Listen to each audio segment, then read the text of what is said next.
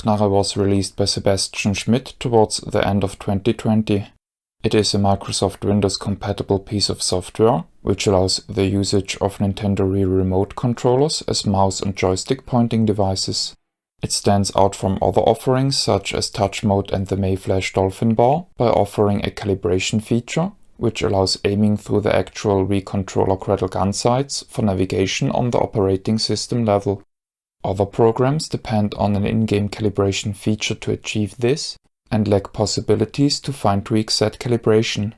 Lichtknarre isn't the first program to offer such functionality, as X-Wigan was released by Tony Spätz a year prior, but the latter is only available on various distributions of Linux and is considered a mere demo by its author. Lichtknarre started off demanding 4 infrared reference points arranged in an inverted cross pattern, but since then was appended with an alternative 2 reference points plugin, which allows the user to place the reference points quite freely and also supports standard Wii sensor bars. In my opinion, Lichtknarre is the perfect solution for people who are curious to try out light gun controllers on a PC, but are hesitant to fork out much money or to engage in a do-it-yourself project. All that is needed is an old Wii Remote controller and 2 infrared lights. As always with Wii-like tracking, you can use bright T-candles as a substitute for Wii sensor bars. From this start onwards, if users are satisfied with the concept of light gun gaming on a PC and the performance of Lichtknarre, people can gradually upgrade until they reach a very respectably performing state. Instead of any controller shell, people can grab a very nice one, as I elaborated in episode 138. When Candles brought the decision of whether or not light gun gaming is something of interest, third-party Wii sensor bars can still be obtained for very cheap. If everything is still fun, and users are ready to experience the next step up in performance, they can look into obtaining custom IR light spots in order to use Lichtknarre's superior 4 reference points tracking plugin. Sebastian published instructions on his website which describe how to create IR light spots, and I have published my own solution in 2020, which is linked in the video description. If the screen position is just tracked by monitoring the position of a 2-point line, the system is prone to inaccuracies if the player varies the location after calibration. This is valid for any 2 reference point system. Best results are achieved if the player location isn't changed, and inaccuracies are generally less notable on smaller screens. If this system is capable of monitoring 4 reference points, it can calculate a trapezoid, which allows for far better estimations of screen position and player-to-screen distance, thus improving accuracy. As of making this video, the most difficult stepping stone is pairing the Wii Remote controller to Windows. In 2017, Microsoft removed the ability to skip the Bluetooth pairing pin prompt in the settings. This is a problem as most Bluetooth clients want to receive this pin as ASCII characters, while many devices have a pin which can't be displayed as such. A Wii Remote will support 2 pins, either the reverted MAC address of the computer's Bluetooth board if pairing is attempted using the sync button, or the reverted MAC address of the Wii Remote itself if pairing is attempted by holding down the 1 and 2 buttons simultaneously. If the Bluetooth board's MAC address can't be displayed as ASCII, you can spoof it to a different usable address via a dedicated program, but there is a cleaner solution. Check in Device Manager whether the utilized Bluetooth board or dongle is listed as a plain Bluetooth device. If so, you can pair the Wii Remote by selecting Add to Personal Area Network in the symbol tray and then clicking Add New Bluetooth Device. Sync via the dedicated button and skip the pin input prompt. Chances are that the Bluetooth board utilizes a proprietary driver which isn't directly supported by the current Windows client. You can see the difference in the Device Manager, where the desired category is flat blue, and the undesired one is Prussian blue and called Bluetooth Radio. In order to switch from the Bluetooth radio category into Bluetooth, you can manually override the driver selection with the generic Windows Bluetooth driver. For inexperienced users, this is usually easiest to accomplish by uninstalling the used proprietary Bluetooth client in the Program Manager, upon which the system will attempt to pick up the Bluetooth board or dongle as a generic device. Independently from the Windows software issues, there are hardware compatibility issues to look out for. I link a list of compatible boards and dongles in the video description, but I can recommend the TP-Link UB400 if care is taken that it won't use its native CSR chipset drivers at installation. If the used Wii Remote was made after 2011 and thus is designated RVL-CNT-01-TR, the controller has to be paired using the sync button rather than the 1 and 2 method. While I was successful at pairing third-party controllers to Lichtknarre, those controllers aren't officially supported and the experience may vary. In Lichtknarre, in the main tab, the top left section lets the player choose between the Wii sensor bar compatible 2 reference points mode and the more sophisticated 4 reference points tracking mode. Those modes are referred to as plugins in the software and on the official website. The mid-left section changes a lot depending on which mode is engaged, and thus I will discuss it later. The mid-right is the settings section. Here the sensitivity of the Wii Remote can be adjusted.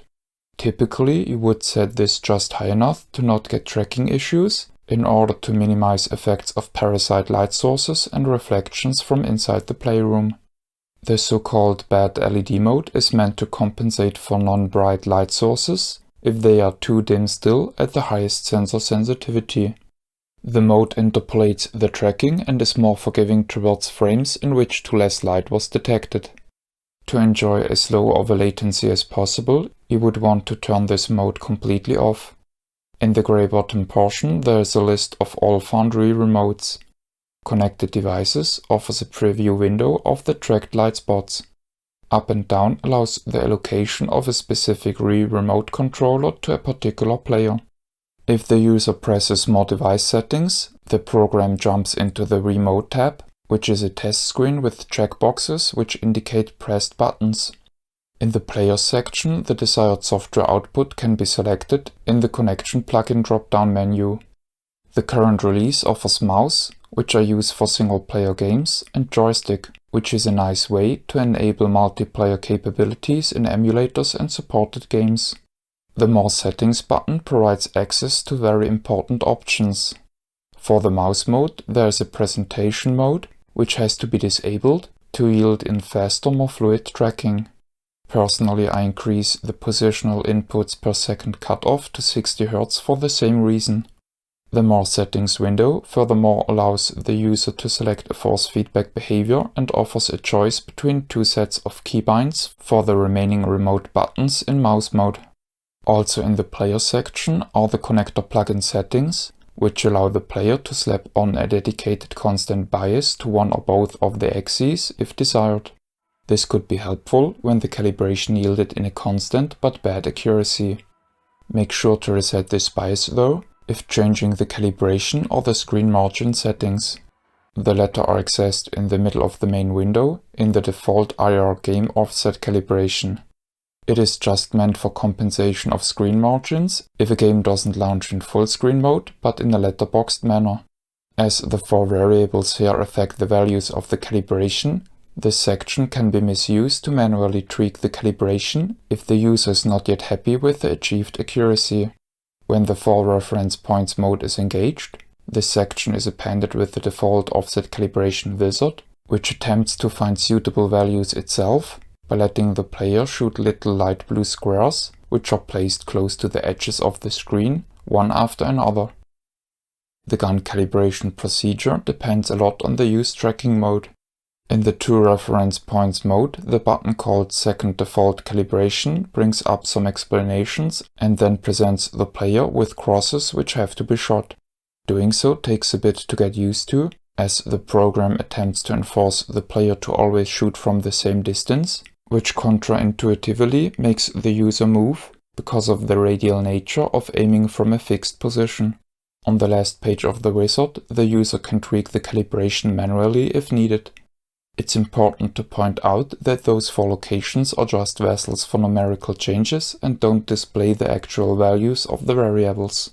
The same page offers control over the so-called lens scale factor variable, which is important if players attempt to use a wide-angle or fisheye lens to decrease the minimum needed player to screen distance.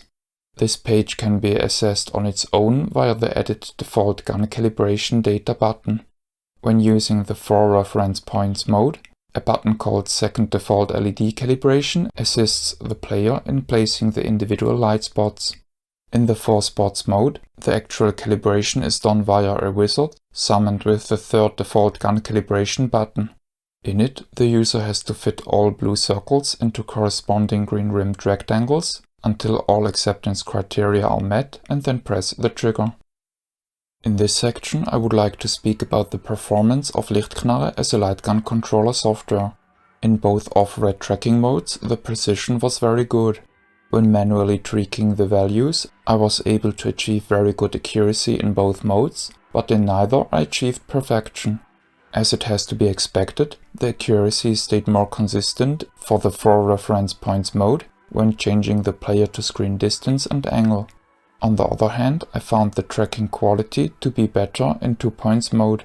In 4 points mode, Lichtknarre combines the accelerometer readings with the IR sensor data to guess which reference points are witnessed, in case not all 4 are visible at once. When standing close by, doing very fast gun movements along the edges of the screen, the cursor might jump from time to time. Depending on the skill level of the player, this is a rare occurrence, and the situation can be improved by increasing the distance to the screen or using a wide-angle lens. If hopefully in the future off-screen shot reloading will ever be implemented, this problem might gain increased relevance. When setting up Lichtknarre like I did, and when playing on a display with a low latency connection and high frame rate, the lag of Lichtknarre is impressively low, considering it's paired via Bluetooth and depends on Microsoft's lackluster Windows Bluetooth stack. Using a fast camera and a laser, I measured the latency as approximately 116 milliseconds. Personally, I like Lichtknarre a lot. I adore its modularity, which I think makes it the ideal solution for inexperienced beginners and people who are on the lookout for a budget solution. It offers all that and more, as it provides room to grow if restraints allow, and can be ramped up to a very well-performing solution out of the box. The Lichtknarre project is still in active development. Among the coming updates is an X-input mode, which will allow the Wii Remote controller to pick up force feedback commands from the Dolphin Wii emulator, and a step file for people to print their own gun cradles, which will make it more convenient to add optical lenses in front of the IR sensor. In a suggested improvement segment, I will discuss now what I would love to see in the future. Many people in the Wii community wire up an original Wii Bluetooth radio and directly access it via a pass-through mode, working around the Windows Bluetooth stack. This allows for native Wii levels of low latency, full compatibility to first and third-party remote controllers, and access to the WiiMote speaker and microphone. As of making this review, sadly Lichtknarre doesn't support direct pass-through. My second most burning wish is the ability to remap the Wii Remote buttons as desired. I found using A to reload to be cumbersome, as it required me to touch right into the line of sight. Without the ability to remap, people can't employ those gun cradles in mouse mode, which want the player to use the nunchuck controller as trigger, rather than the B button. Furthermore, I would enjoy being able to directly see and change the calibration coefficients in the graphical user interface, rather than acting through layers of obfuscation and needing to apply changes indirectly via correlated variables. Last but not least, it would be handy to have support for off-screen shot reloading. I am at the end of the review now, but to my great fortune I was able to conduct a brief interview with Sebastian, the creator of Lichtknarre. I will summarize the interview in audio form, but will show the original question and answer pairs on screen. When being asked after the inspiration and motivation behind the Lichtknarre project, Sebastian admitted that he can't quite remember anymore. Generally, he wanted to develop a light gun for himself and learn new stuff. I asked what the biggest challenges were. Sebastian mentioned that there were plenty of challenges, but picked out examples such as trouble making the interface easily understandable to users, and less common hardware revisions such as the TR suffix Wii Remotes. Sebastian uses Lichtknarre himself for playing video games. He enjoys using the program to emulate the Nintendo Wii and Dolphin. His favorite Wii gun is the Big Ben P99 replica, which is a self-contained remote controller. I have shown it in episode 138. Besides light gun games, Sebastian enjoys playing cooperative games with his friends. He also plays VR games. When being asked for a favorite light gun in general, Sebastian struggles to come up with a candidate. He has a favorite light gun game though, which is Gunblade New York. This is the end of the video. My name is Ben. I thank you for viewing.